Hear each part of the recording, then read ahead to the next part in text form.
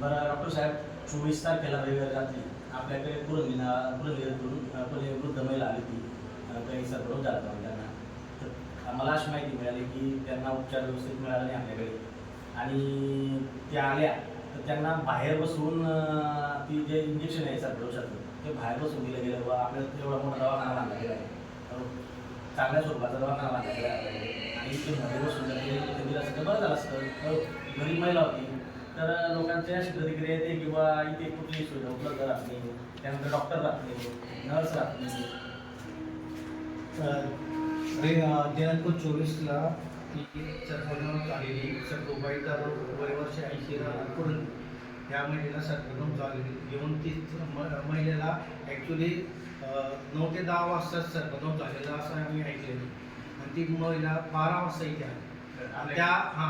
त्या महिलेची परिस्थिती अतिशय वाईट होती. तिच्या हातातून रक्तस्राव वाहत होता आणि थांबत नव्हता.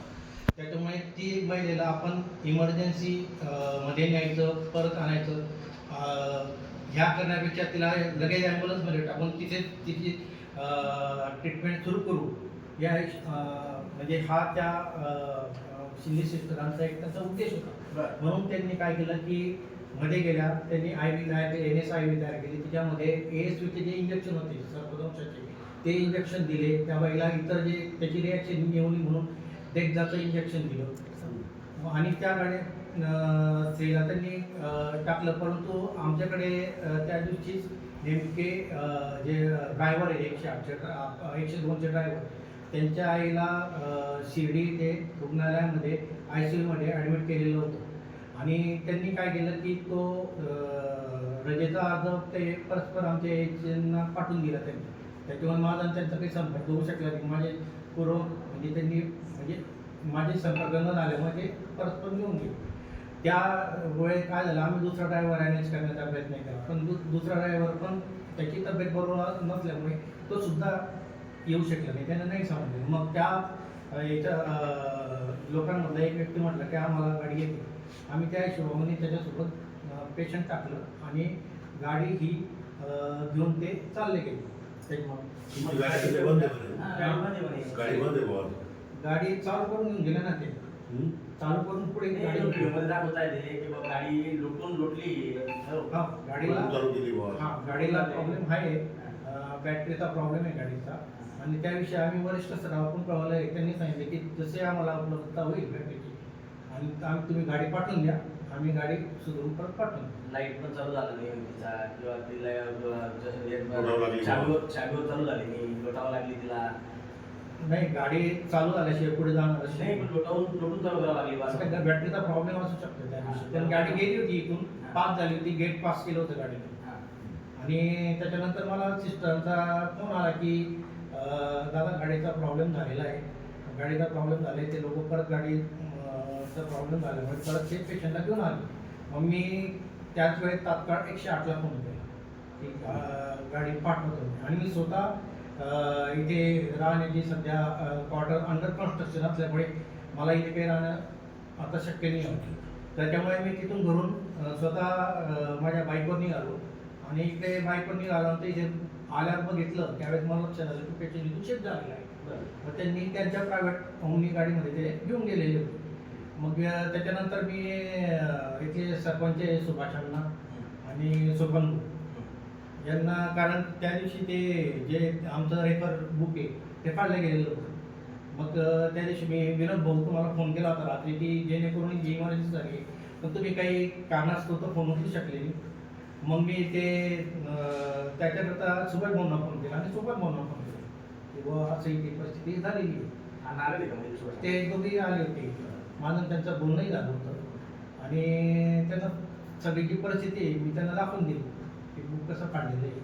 आणि मॉब मोठा असल्यामुळे सिस्टर सुद्धा त्याची हारून गेलेल्या होत्या. सिस्टर एकट्या होत्या का? सिस्टर एकट्या होत्या. बाकी कोणी एकच क्वार्टर आहे ना आपल्याकडे, एकच तरी पण आता मी एखादा अतिरिक्त मनुष्यबळ देण्याचा प्रयत्न करतोय. उद्यापासून तो हजर होऊन वरिष्ठाकडून मागणी करा तुम्ही, आणि रात्रीचा रविवारी आणि गाडीचा काय विषय असेल तर लेखी स्वरूपात दिलेलं आहे का तुम्ही वरिष्ठांना ते गाडीच्या हो लेखी स्वरूपात दिलेले आहे. गाडीच्या संदर्भात का? हो आमच्याकडे त्याची रिसिव्ह पण आहे. रिसिव्ह पण आहे का तुमच्याकडे? बरं. आपल्याकडे ती लेखी स्वरूपाची रिसिव्ह बघायला मिळेल का आपल्याला? बॉसाकडे बॉसाकडे पुढे येतो. बरं. काय कामाला? ऑफिस कामाला गेलं बरं. याच्यापुढे काळजी घ्या. पण मला तुम्ही ते रिसिव्ह घेतले ना तुम्ही ते मला व्हॉट्सअपला टाका हो. व्हॉट्सअपवर टाका. दुसरी गोष्ट अशी की तुम्ही रात्रीच्या वेळेस एक डॉक्टर म्हणजे तुम्हाला जर क्वार्टर नसेल तर नर्स सोबत अजून एखादा तुमचा कर्मचारी उपलब्ध करून द्या आणि इमर्जन्सी पेशंट असलं तर तुम्हाला इथे यावंच लागेल डॉक्टर म्हणून. मी तर येतोच ना. बरं आता ड्युट्या कशा आहेत तुमच्या म्हणजे दिवसातून 2 डॉक्टर आहेत का?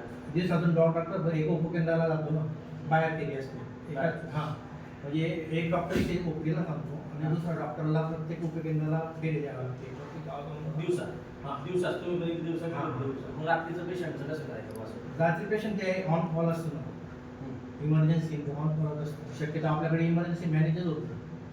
हां हे प्राथमिक आरोग्य केंद्र आहे ना त्यामुळे आपल्याला त्या दृष्टिकोनातून आपण जितकं आपल्याकडून सेवा येते ती सेवा देऊन आपण पेशंट इकडे रेफर करतो. नाही मग जळगावला ते पेशंट पाठवतो आपण ते पेशंट आपल्याला ते ऍडमिट नाही करतायत का?